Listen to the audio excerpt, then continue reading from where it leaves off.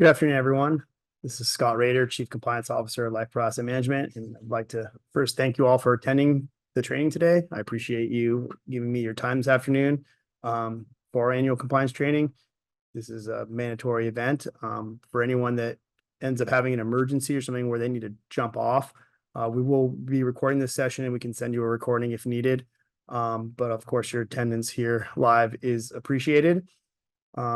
I'm going to move through these slides pretty fast in hopes to, give everyone back their day, as much of their day as possible. And if you have any questions, feel free to go ahead and send them in. I'll try to address them at the end of this meeting.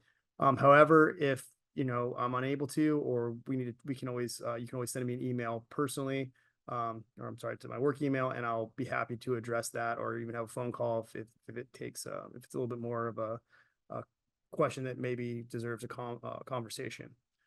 But anyways, I'm going to go ahead and jump right in here. So again, welcome to the 2024 annual compliance training. So first, Life Asset Management is a registered investment advisory firm, and we're subject to the rules of the Investment Advisors Act of 1940. And just some highlights of that are, of course, we have a fiduciary duty as a RIA, just like you do as an IAR.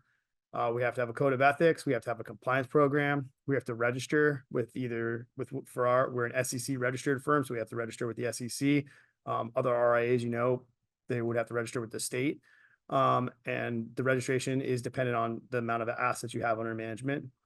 We have to make sure we have our proper disclosures and file Form ADV every year. Every year, we have to update the 2B, or 2As, and then we also have to do an ADV Part 1. And those are all available online if you ever need them, or we actually have them here as well. And then part of it is the designation of a CCO, which is myself.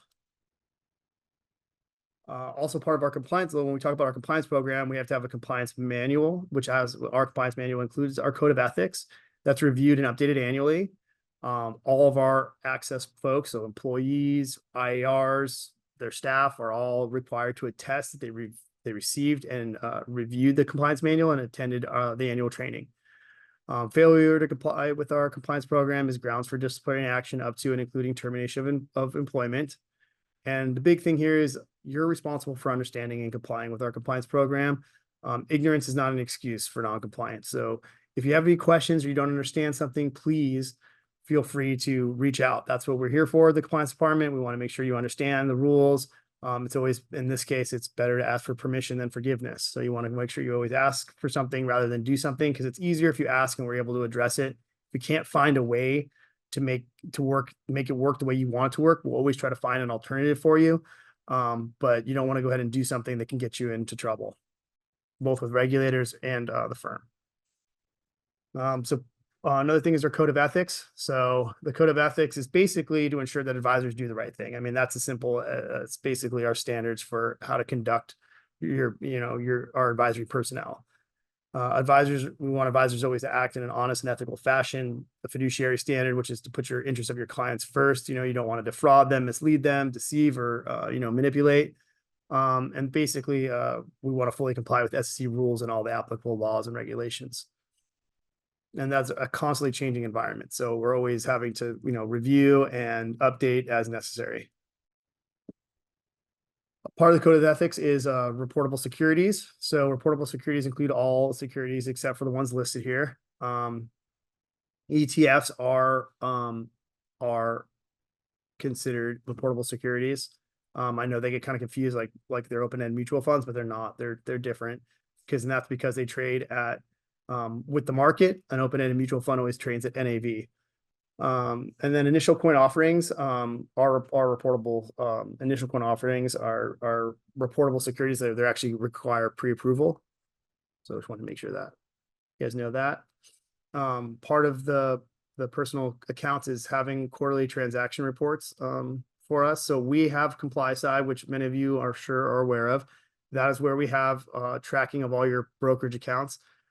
There's a very, very small few of folks who have accounts that cannot feed into ComplySci, and that's for those two top bullet points. That's where it's required for you to have provide us with actual paper statements. Otherwise, we're getting direct feeds. So the other parts here, the things to understand are like things that require pre-clearance through ComplySci. So initial public offerings, IPOs, private offerings. So if you have like a private investment, limited partnerships, hedge funds, things of that nature, they would need to be pre-approved. So you would just submit, you would go and open a ticket in ComplySci and provide all the offering documents, and we would review and approve or deny depending on what it is. Initial coin offerings, of course, that's different than those are considered IPOs, which is different than cryptocurrency. So there's like a little difference there. Like if you actually just buy Bitcoin at this point in time, that's considered a currency. So we wouldn't need to actually have that disclosed to us. But if there's a new coin offering, like a brand new, you'd actually need to submit that as a pre-approval because that's considered like an IPO. So that there's a little distinction there. Again, if you have questions, we can talk about it. Any large stock trades, so anything in stocks, ETFs, or other exchange traded securities, anything that's less than 20,000 does not require pre-clearance. But if you trade in something that has it's at 20,000 or more and has the market cap word is below 2 billion, that requires pre-clearance. So again, if you do a $20,000 trade in Microsoft, you wouldn't actually have to pre-approve that to be perfectly clear. So anything that's like large cap, mega cap, things of that nature, that doesn't need to be pre-approved. But if it's $20,000 and the market cap's less than 2 billion, it needs to be pre-cleared. You can find market caps for securities on Yahoo Finance. You just put in the ticker. You can look at what the market cap is. Again, reach out to compliance if you have a question about it. We'll get back to you pretty quickly.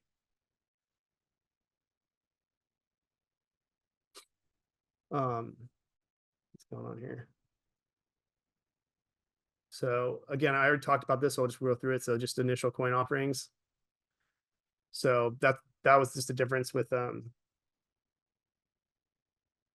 so that was just the difference between an IPO, like an initial coin offering, and the cryptocurrency. So sorry, I skipped over that slide, but that's what that was. It's just, again, talking about if a security, if you're investing in a initial coin offering, that's considered an IPO. It's the first offering of a coin. If you are buying Bitcoin or another coin that's already out there, another token that's already out there, we don't need to know about those securities. And that's for your personal accounts. So another thing about reporting, so managed accounts where you have no direct influence, or basically like if it's being managed by one of our strategies, if you're in tactical opportunity or blue chip, for those accounts, you would just let us know. We'll just mark those as most time you're already disclosing those to us. I think that's the best course of action, but we'll mark it managed, which means that you're not having to pre-clear any of those trades. You're not worrying about any of these market cap rules or anything like that. If it's being traded by a manager that you're not having any direct or any influence over, there, they have full discretion over the account. If you direct them to do a trade, if it's like an outside manager or something like that, then you would need to pre-clear that if it does meet the pre-clearing requirements. But again, but the statement saying so. Feel free to give us a call if you have a question about that. But again, if it's being managed by an outside third-party manager, you're not directing the trades. It's just an account like it's being traded in one of our strategies or an outside strategy. We just will mark that account as managed, and you don't need to worry about pre-clearing trades.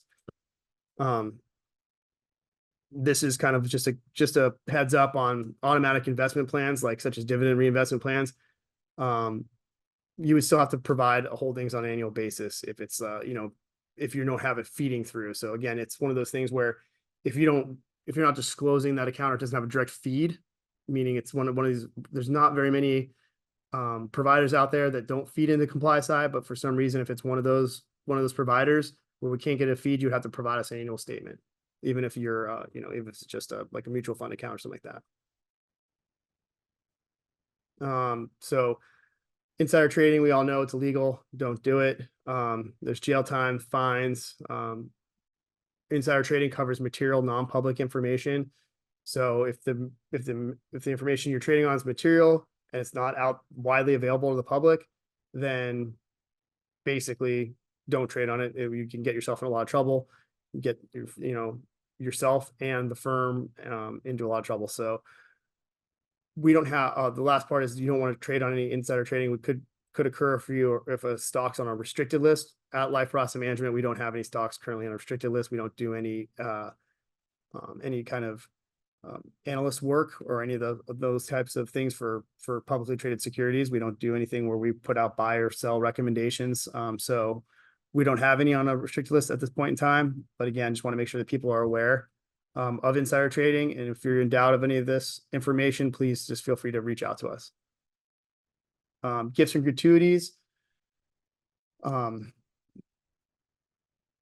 Basically, we have a gifts and gratuities limit. It's valued at $500. Anything above $500 would need to be pre-approved. So you can go ahead and give out gifts. You could take people to entertainment, like out to dinner, things of that nature.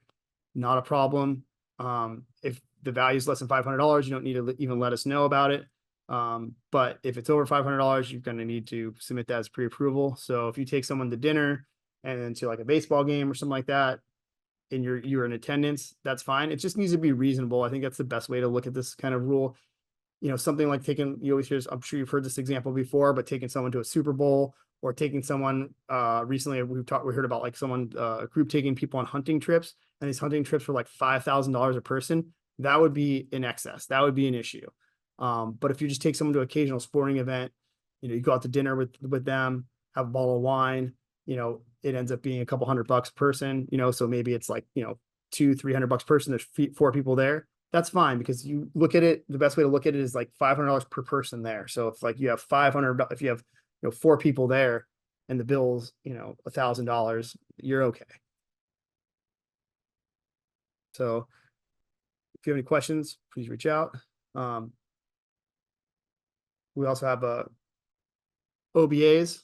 This one kind of trips up people, so I want to make sure spend a little bit of time on this.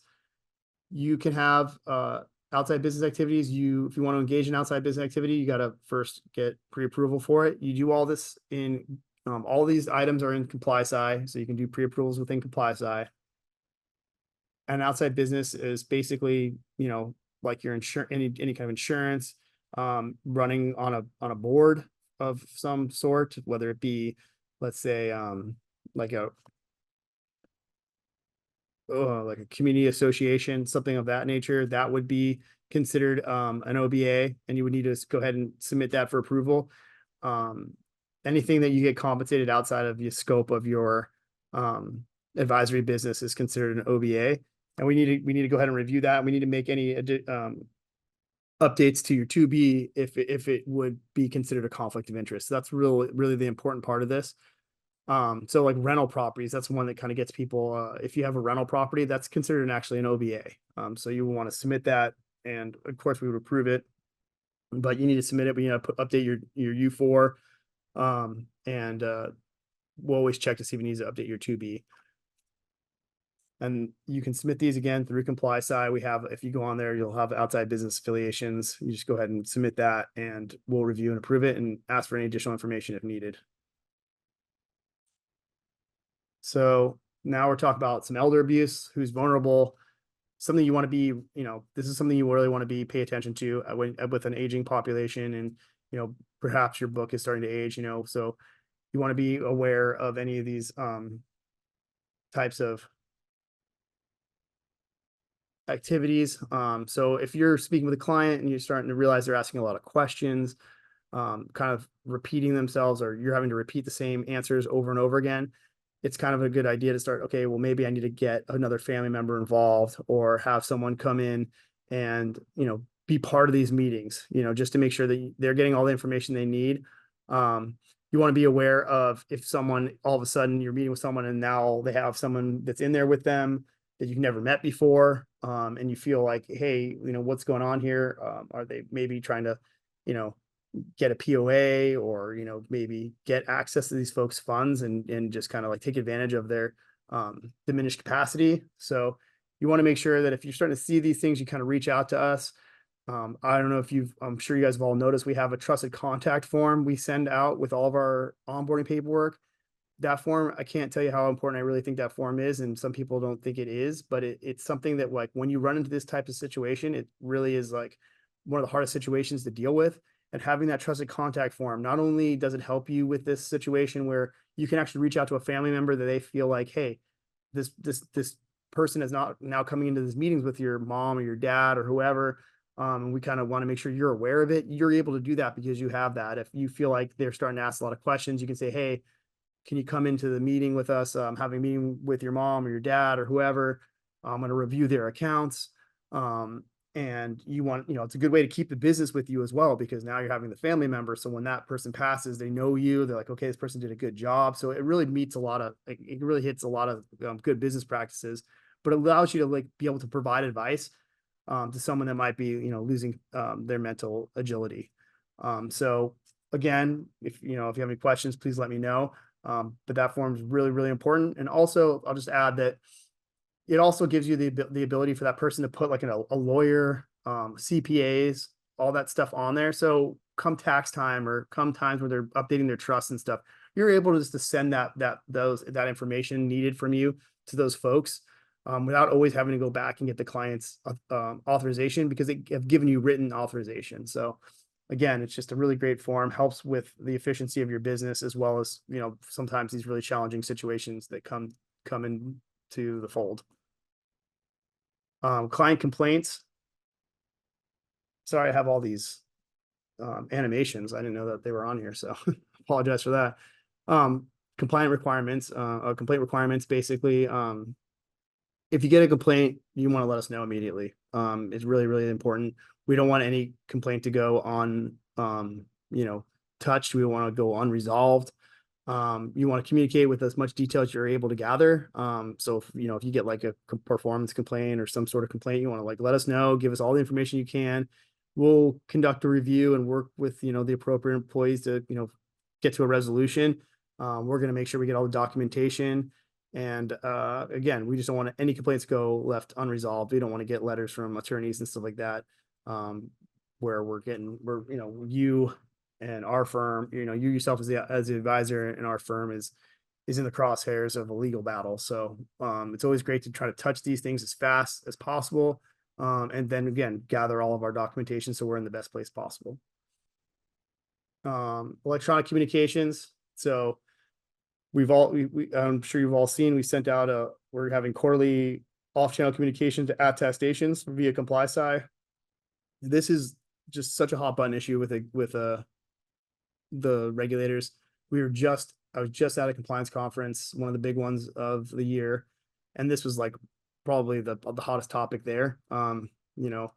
Because there's so many fines going out to firms and advisors for off-channel communication. So we just want to make sure everyone's aware of that. So all business communications need to be archived and easily accessible. So we have that ability, as long as you're doing it through the approved business channels. So that covers like internal communications and client communications. Basically the communications for our firm is like your business email, the one that we have archived through our archiving system, my rep chat for texting. So if you're texting with clients, you want to use my rep chat. And we're always going to constantly look for additional solutions. Like at the compliance conference, I spoke with a few vendors that might have a better mousetrap than my rep chat, where you're not having to go into like an app or change, have an additional phone number. You can still use the same phone, but this one actually has an ability to use your same phone and just text like you usually would. And then all approved social media accounts. So not all social media is approved. You want to make sure it's approved and captured. If it's captured, you can chat through those messaging systems that they have embedded within the social media systems. Again, though, those are your approved communications. Text messaging with your phone just through a client. I know clients, that's what we're used to. That's how people talk these days. But you gotta train them. You gotta start using my rep chat, where they'll text you and then you text them back through my rep chat. You gotta start training your clients, because off-channel communications is 100% in the crosshairs of the regulators. So probably, I'm going to say probably next year, beginning next year, we're going to require everyone to have my rep chat. We can't really say, hey, we can't really operate under the honor system where you're saying, hey, I don't text my clients, so I don't have my rep chat. We're just going to require you to have it, so that we can at least say that, everyone has the ability to text appropriately with their clients.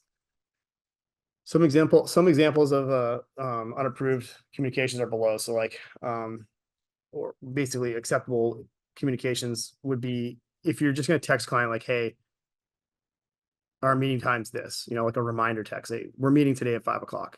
That's fine. Or telling someone, hey, did you receive the documents I just sent you or I just emailed you? You don't want to give, of course, you don't want to go into too much detail, but if for some reason that was like the text message you get, client texts you, hey, or you text client, hey, I'm running 5 minutes late to a meeting. I mean, that's okay. Again, that's not really business text, you're just kind of giving a courtesy communication that you're running late or something like that. So I just want to make sure that you guys are aware of that. I see you have a question. Again, I'll get to that at the end here. So advertising, marketing, this stuff's pretty straightforward. I don't think we need it. Basically, when you're doing advertising, it needs to be pre-approved if you're creating your own advertising. Our team over here isn't creating it. If you're sending out, mass emails to folks, if you're sending out any kind of like flyers, things of that nature, social media, potentially social media posts where you're actually promoting some sort of advisory business or something you're doing, those all need to be pre-approved.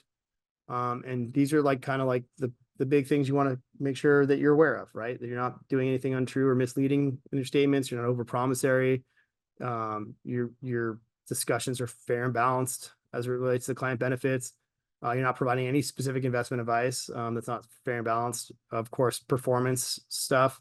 You got to make sure that that's all done properly in relation to the new marketing rule. So you want to make sure it has presents all the relevant time periods and that it has all the relevant performance, net of fees, things of that nature.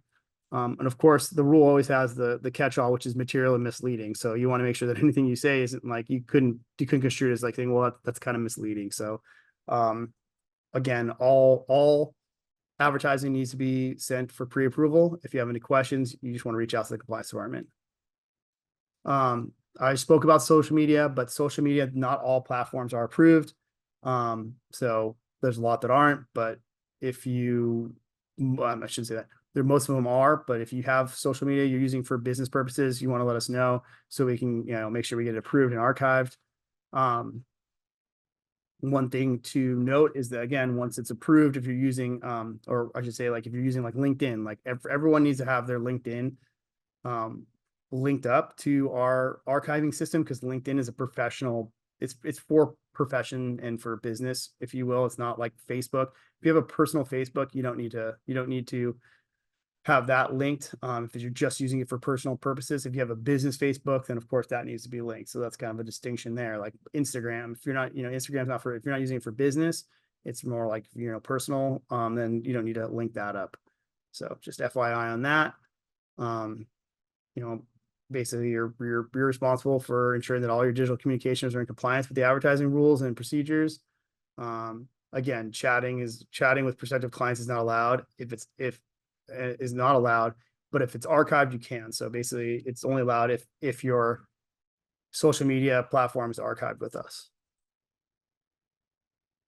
So business websites and social media sites, you can link or like on third-party content on social media. So if you like someone's post or something like that, you can go ahead and do that. You can link other people's posts, but you want to make sure, you're just linking it and you're not adding any commentary. So let me just get through this because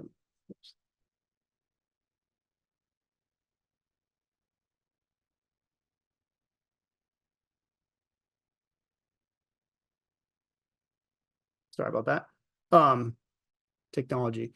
So basically what I'm saying is like, so if you put any commentary on there, it's gotta comply with the marketing rules. So if you were to link something and you're not adding anything, or if it's just on the website, or you're just sharing it on your social media as someone else's thing, somebody else's post, you don't add anything, that's fine. But if you add any comments or say, I agree with this or something like that, then you want to make sure that you're looking at it through the lens of the marketing rule. People can like your posts, that's fine. But you can't delete, right? You can't solicit people to like or give you testimonials without proper disclosure. And you can't delete, you can't only allow good. If you post something, you have to take the good with the bad, right? So if someone posts a bad comment on there, you got to leave it. Unless of course it's just,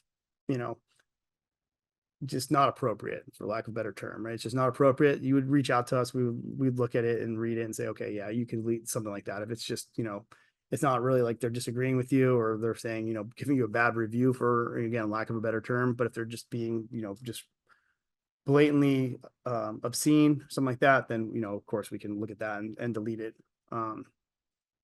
So, and if anyone, again, of course, the last statement here, you can't be involved in preparation or presentation of any of the comments, right? Marketing rules are going to apply to that. Disclosure is going to apply. If people just write stuff on a public forum, that's fine. So social media for personal, again, for that, it doesn't need to be archived if it's for personal use.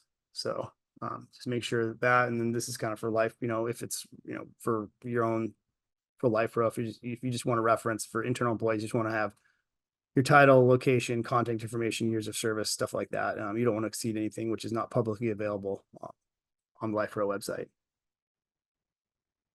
And if you do prepare any posts, for our business internal, this again is for internal employees, but also good for advisors as well. Just want to make sure you're doing it with care and professionalism.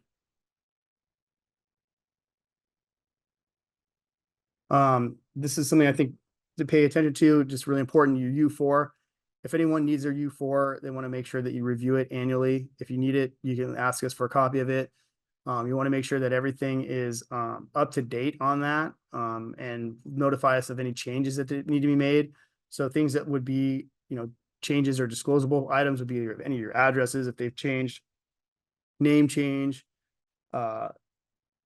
additions to outside business activities. So if you've started one new one, or you've closed down one that was already operating, you want to get those updated. And really you should be doing that like throughout the year. But at least annually you want to check your U4. Any customer complaints, of course, arrests or any legal issues, you want to make sure you disclose those to us. Those things should be disclosed immediately, as mentioned before. But those are the kind of things that require changes to your U4. Bankruptcy and also compromise with creditors. So compromising with creditors, if you don't already know, is when you settle for an amount with a creditor that's less than owed. That's a compromise, and that means that you need to report that. So that's a reportable item. So pretty much, I'm sure you've got a lot of communications about this, but there is a continuing education requirement for IARs and solicitors. You need to go ahead and get that taken care of by year end. Otherwise, the state will not allow you to be registered in their state if you're, delinquent on that. So until you complete that requirement, you can do that. There's lots of companies out there to do that with. You want to make sure that the company you use to do your education, your continuing education, does like link up with the CRD system so that they can it can feed through there and reflect that you've taken those courses. There's two requirements to the courses. There's the ethics and then products, I believe. So you're going to want to go ahead, and it's six I want to say it's 6 units, or 12, I'm sorry, 12 units for each one of those categories. They've provided maximum flexibility, meaning you can choose the courses as long as they meet those 2 items. So basically you do 12 of the ethics and then 12 of the products, and complete those, and whatever courses they have listed. There's no specific ones, you can just pick.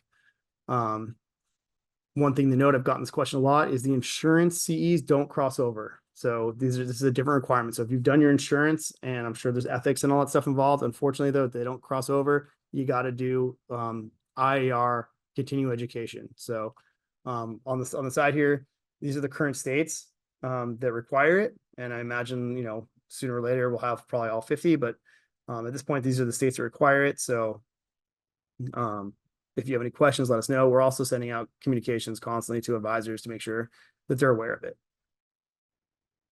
Business continuity plan. We have a business continuity plan, obviously, to respond to any significant business disruption. We test that.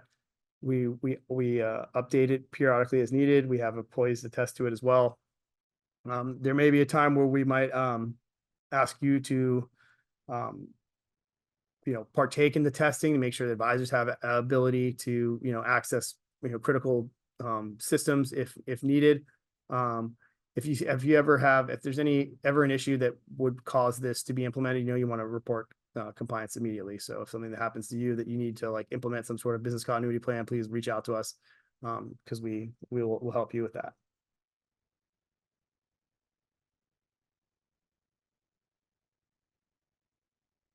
So cybersecurity, we take this super seriously.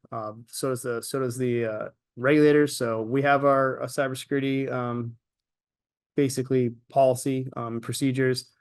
We have all of our records on a secure cloud. We restrict information to employees that only need that information.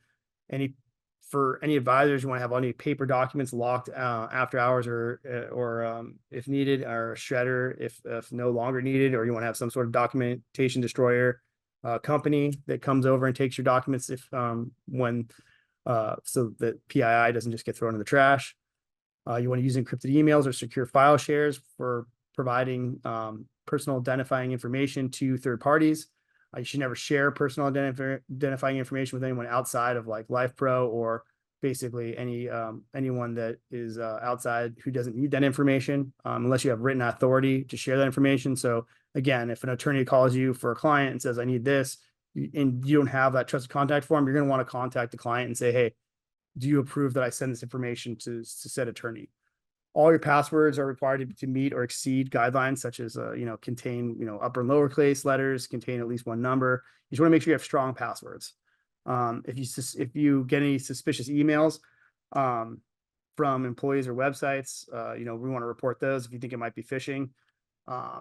If you use a company's device as a laptop is stolen, or if you have your laptop, if it's not a company, like we didn't issue it to you, but you have your own laptop out there as an advisor or a computer and it gets stolen, you want to report it immediately to us so we can make sure that we do any reporting that's necessary and help you with that.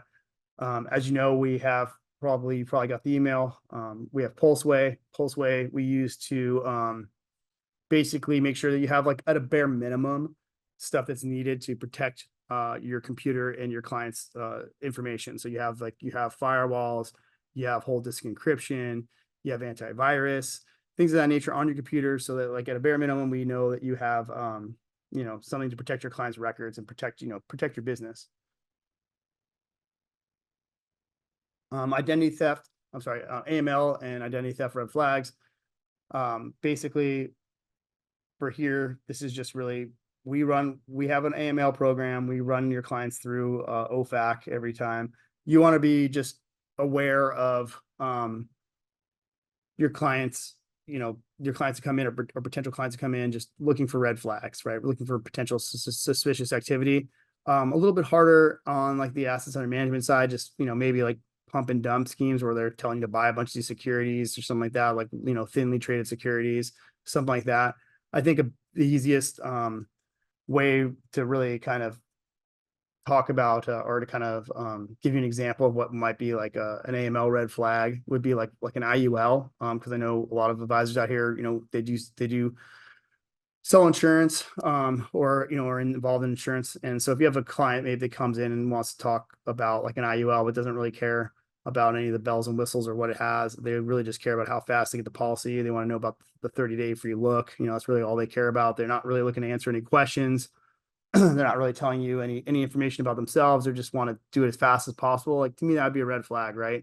They're just trying to get the money through, send the money to the insurance, do the free look, and then basically, deny the plan. And then all of a sudden, get the money back. And now it's coming from the insurance company. So it looks like it's clean money. So that would be kind of an example of something like that. But, just transactions that lack business sense or apparent investment strategy, stuff like that, not providing you information, like I mentioned, lack of concern regarding any kind of commissions or anything like that, any of the products. IULs are a little bit more complicated products, so you would think people want to understand that a little bit more. So if you see any of those red flags, please feel free to give us a call, let us know about it so we can help you through that.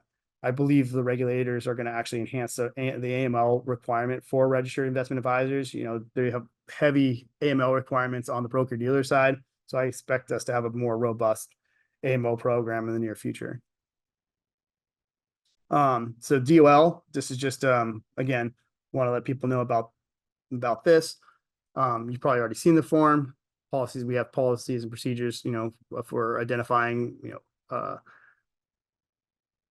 accounts, rollovers, and things that need the DOL form. The DOL, of course, is being challenged again. So we'll see what happens. I expect us to kind of maybe pivot from the long form we have, probably have something that's a little bit shorter in the near future if things kind of go the way they are trending. We're actively monitoring that situation, but just want to let everyone know. But right now, it is required to complete the form that we have, and that's needed for any kind of 401k rollovers, IRA to IRA transfers, anything like that. So basically, if you have any questions about it, let us know. But It's basically, you're just looking to compare, why you're making the recommendation. So for an IRA to IRA, it's probably a lot simpler, but 401k to an IRA, that form becomes really important because, most time 401ks are going to have like lower expenses and stuff like that, but they don't have that active management and the coaching that you as an advisor provide. And so we're just looking to document that recommendation, document that you did your due diligence, that you compared both, and then made the proper, made a recommendation, have that written recommendation available upon request. This is just a reminder, cross trades are prohibited. Cross trading is when you take basically, from one client to another and just trade those securities. You can't do that. That's prohibited per our compliance manual. You can't trade within client accounts like that. It's super, super highly scrutinized by regulators. Because really there's no real way to make it really even, no matter how hard you try, no matter what people are doing it. You could try to do the best for your client, but in reality, like, someone's always going to come out ahead, and that's just going to be a problem, and you're going to have to remediate. And it's just, most firms don't allow it. So proxy voting, just again, a reminder that proxy voting on all of our new account forms, you can't vote for clients. You can get notification for it, but if for proxies, the client needs to fill those out. I know it's kind of a pain. They don't always know what to do. But again, proxy voting, they need to do that. If they don't do the proxy vote, that's fine. But again, you can't be doing it for them. If you for compliance violations, again, we've talked about a lot here. But if you suspect any violation, or you just want to self-report and let us know, hey, I don't know if I did this right, I highly recommend you go ahead and do that. You contact compliance, let us know, because it's easier for us to help you if you tell us than for us to find out on the back end. And then, maybe something it's a little bit gone further down the rabbit hole that we may not be able to, assist you as we would hope to have done it.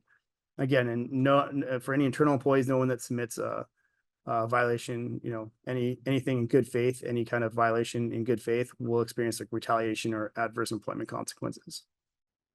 And of course, no one's restricted in any way from reporting possible violations and to a government agency. And no employee is required to obtain prior authorization to participate in investigations as well.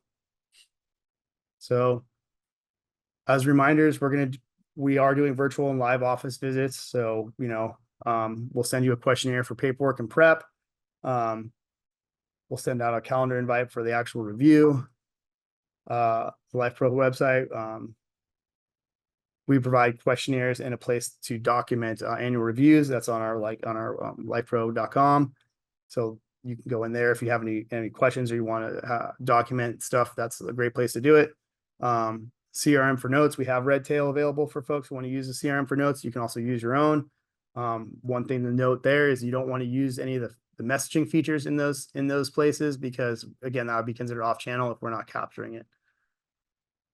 And of course, we have, please reach out to us for any other helpful tools. You need to complete annual reviews with every client before the end of the year. So if you haven't finished them yet, please go ahead and finish them. If you have any questions about that, but at a minimum, you're supposed to at least meet with your clients every year and go over an annual review. And those are, of course, very simple to do in the sense of, you can document them in many places. You can document them on the CRM. You can document them on lifepro.com.